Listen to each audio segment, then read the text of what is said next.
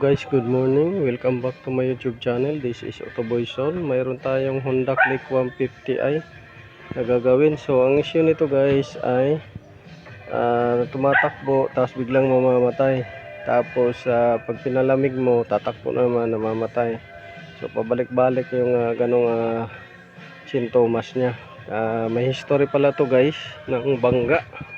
So yun yung ano rin natin na yung fuel indicator niya ay nagkakaroon ng stock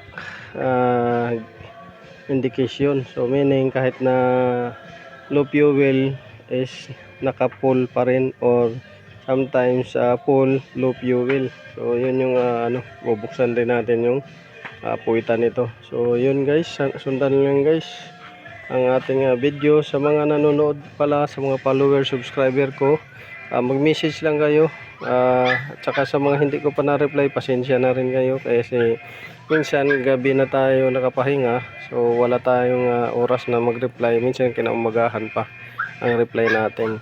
Pero kung sa mga tanong ninyo, sinasagot naman natin yan pagka may tanong kayo at saka may time. So minsan kasi hindi ko na napupukusan yung video natin dahil sobrang daming ginagawa. So yun lang guys. Tapos na yung Mio natin pala na isa, Skygo, at saka itong rider ang gagawin. So yun. So dito nga guys, binuksan na natin tong sa computer. Dito binuksan na natin tong computer nya, chinik natin. So meron dito hindi nasa uli ng maigi ito. So chinik natin to computer. So wala namang loose connection, although na madumi yung ano ating diniin pa ng husto, baka mamaya hindi lumapat. So chinik natin yan kung may ngat-ngat ng daga, may putol na wire, chinik natin. Tapos yung ignition switch din, chinik natin kung may putol at saka kinain ng daga ito. So intact naman siya. At chinik natin kung may mga naipit na ano wire. So wala naman. So maliban dito na hindi na sa uli, cover maluwag. So okay naman dito na area. So dito naman tayo, chinik natin yung fuel supply. So bumubuga naman yung bomba, may buga naman yung bomba, at gumagana yung fuel pump. Ito, gumagana naman yung fuel pump. Tapos chinik natin dito kung may lumalabas. Mayroon naman lumalabas na gasolina sa hose nya, supply. Tapos chinik natin din itong ano nya, fuel injector. Okay naman, may fuel spray. Yung pattern ng fuel spray nya okay naman din. So goods tayo from fuel pump, fuel hose, at saka fuel injector. Ngayon pumunta naman tayo dito sa spark plug, ignition coil. So tinanggal natin ng spark plug cap at nilinis at binalik uli dito, at mayroon namang kurenting lumalabas sa spark plug cap. Tapos tinanggal natin yung spark plug, at ito yung nakita natin. Ito halatang hindi nagsusunog spark plug, pero medyo bago pa siya, bago pa siya guys. Ayan hindi nagsusunog yung spark plug. Chinik natin, pinalakas natin yung kurente, inayos yung spark plug cap at saka ignition cable wire. Tapos spark plug pinalitan ng bago. Tapos dito chinik natin dito yung wire, baka may nabunot. So intact naman, nakakabit. Halata namang hindi rin nabunot kasi walang sign na binunot. Yan, so nakakabit siya.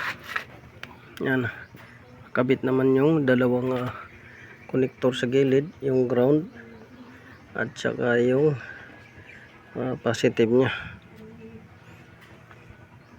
So maliban dito sa direct ng kill switch, ito dahil sira yung kill switch nya, sensor. So paandarin natin kung anong dahilan. So charge natin yung battery at ito yung voltage nya. Tapos mamaya paandarin natin kung andar. So tawagin natin, pigayin mo to lang ga, paandarin natin. Kaya piga.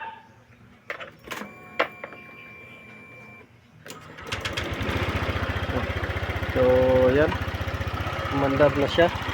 So minomonitor natin ngayon yung charging voltage. Ayan, monitor tayo. I-check din natin yung fuse tsaka relay habang umandar kung gumagana. Ayun. Tapos yung filter, titingnan din natin kung madumi na yan. Ayun. So isang napansin ko lang dito guys ay itong niya, nagsusuka na ng langis. So malakas susuka ng langis. So baka maya naubusan na naman to. Ayan malakas susuka. So yan yung problema din niya. So read natin kung okay yung charging.